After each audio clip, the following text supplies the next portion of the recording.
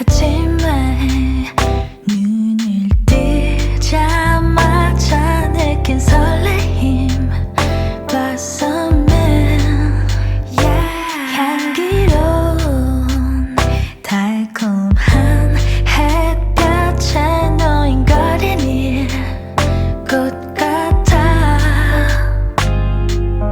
다 보고 싶지 않은데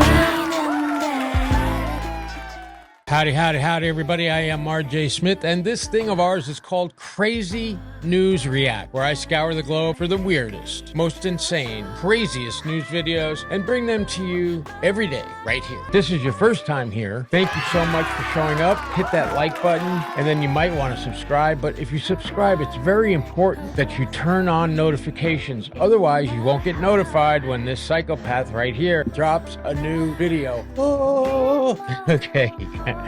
Today I got something very special.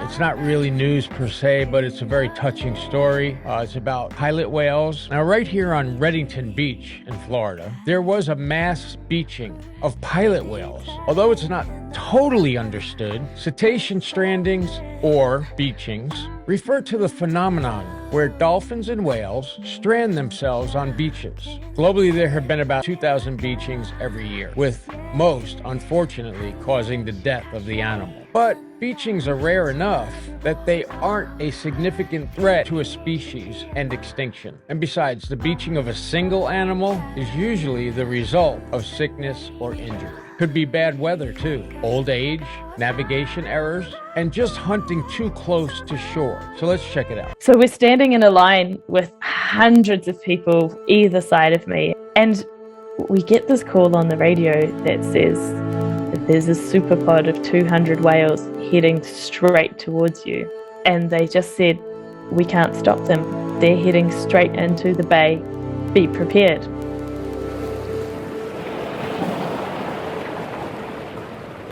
Farewell Spit is one of three what's called whale traps. It's perfectly built for catching whales out. The topography, the sand is really porous, and the echolocation doesn't work as well as it would if it was a steep cliff. On top of that, there's also huge tidal zones, so the tide can come in and out in areas of 10 to 12 kilometers. So we've got a huge body of water moving every 6 hours. So by the time the whales figure out that they're running out of water, often they don't have time to turn around and swim back out to sea, and they do end up getting trapped. In 2017, in February, we received a phone call about 10 p.m. at night from someone who had been walking out on the spit and came across some stranded whales. We mobilized what we call our local volunteers or our local medics and asked them to be there at first light. What met our volunteers that morning was a chaotic, horrific scene of hundreds of whales dead, but still about 100 whales alive in amongst the dead whales. Even with as many people as we could get there at first light, we were just outnumbered by whales. Pilot whales, they don't strand beautifully and spaced out along the beach. They'll get as close to each other as they can, so that you often have to weave your way in around different whales. And the tail of a whale is incredibly dangerous. If the whale decides to move or is stressed, it can come up really quickly, and it has a lot of force in it. So it's really important that people are mindful where they place themselves when they're looking after these whales.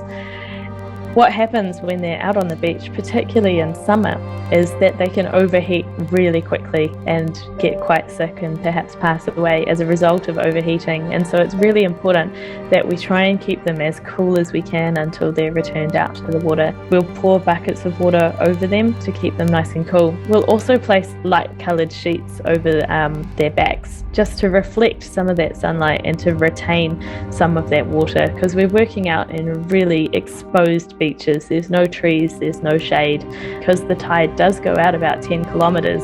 If you wanted to fill up some buckets, it would be a 20k round trip. So we have to work with what we've got available, which is very limited water. So we will dig holes around the whales and just reuse the water that we have to keep them cool and to keep them comfortable until that tide does start to come in. When it came time to have water around the animals, we had over 500 people on site.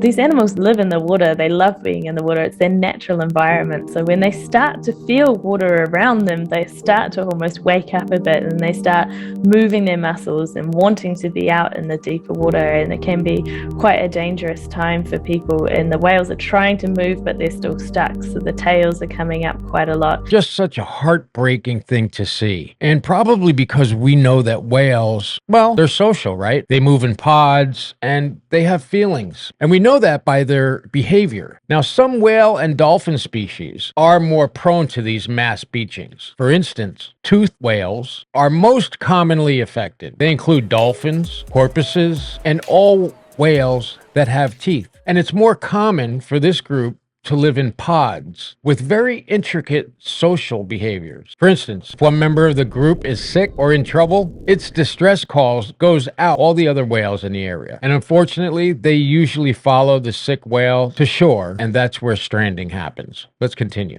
Now, pilot whales are incredibly social, and so it's really important when we look after them and when we refloat them that we give them time to socialize, to come together as a pod. They're probably trying to figure out what's going on, who's made it, who hasn't made it, do they feel like swimming off? I don't know what they're saying, but if you stick your head under the water, you can hear so much sound and like an orchestra of noise. And we see from their body language as they rub up against each other and as they swim in tight circles that they are regrouping and figuring out what happens next.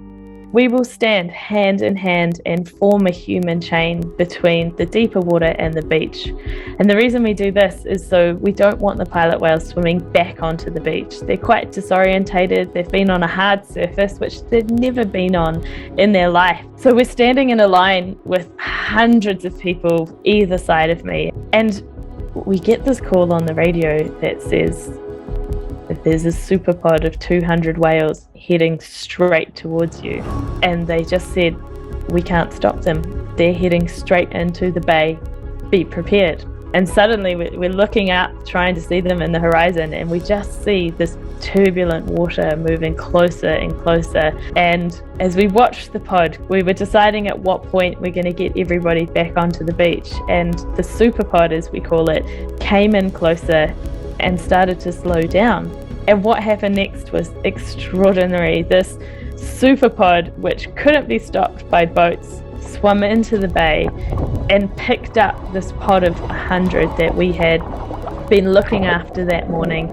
And then everybody swam off together off into the distance. And those of us in the human chain were open mouthed. Now we had no whales in front of us. So everybody celebrated and just tried to wrap their mind around what had happened as we headed back to the beach. People started to trickle away. They started to head home. It had been a very long day, particularly for those who had been there at first light. And then 5 o'clock, we got the call that we had been dreading. 200 whales restranded at 5 o'clock that night, and there was nothing we could do to prevent these whales from restranding. They just swam straight into shore. All that we could do is hold them upright. By stranding them upright, we were able to give them the best possible chance of surviving overnight. And so we cared for them as long as we could, and then at last light, we took everybody off the beach. We don't work with the whales overnight. It's an incredibly remote location. They're dark animals, there's no light, and we do know that night brings out a lot of nocturnal animals such as sharks. We just prayed and waited until the sun came up the next morning. At very first light, or even pre-dawn, we get our trucks onto the beach. Overnight, 183 whales managed to refloat themselves on the incoming tide, and there are 17 whales found. But for all that we could see, they were in healthy, good condition, and so we looked after them until the tide, which was about midday, and refloated them, and they swam off. And after that, there was no further sightings of any whales. It was a huge event. It was the third largest stranding in New Zealand's history. So we're looking at an event that had over 600 whales involved over 2 and a bit days. For me, when I look back, It's not about numbers. Often on the news or in media footage, it's the people on the beach with the whales that get a lot of attention. But for us who have been there, the heroes also include the local community. We have people volunteering to guide cars, to park cars, to give briefings, to be there as emotional support people for when people come off the beach, to shoulder tap people and remind them to take a drink. Whale strandings are a community response. Project Jonah is 2 people, 2 staff, and we've got 4,500 volunteers who have done our training. But when it comes to such a massive event, it's a huge community response. In the spring of 2022, right here in Florida, off the shore of Key West, which is the southernmost point of the United States, a 47-foot male sperm whale beached itself. Florida wildlife and conservation researchers determined at the necropsy, or in human terms, autopsy, determined that the whale had ingested debris, which prevented it from eating its normal food. Out in the Pacific, you have the Great Garbage Patch,